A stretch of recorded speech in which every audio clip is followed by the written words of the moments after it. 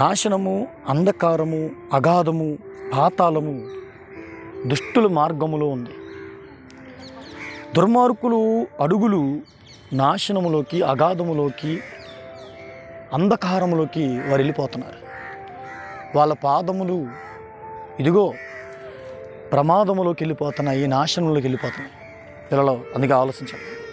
దేవుడు అనే విషయం కాడికి వచ్చేసరికి దేవుడు దుష్టత్వం చూడలేనంత నిష్కలంకమైన కన్ను అయింది.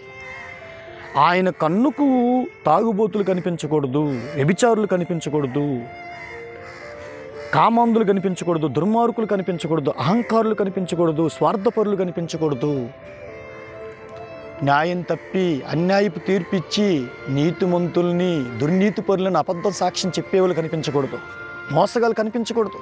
వాళ్ళ మార్గం అంతా అంధకారంలో పాతాళానికి వెళ్ళడానికి సిద్ధంగా ఉంది. మనమైతే చాలా జాగ్రత్తగా నీతిగా ఉండాలి.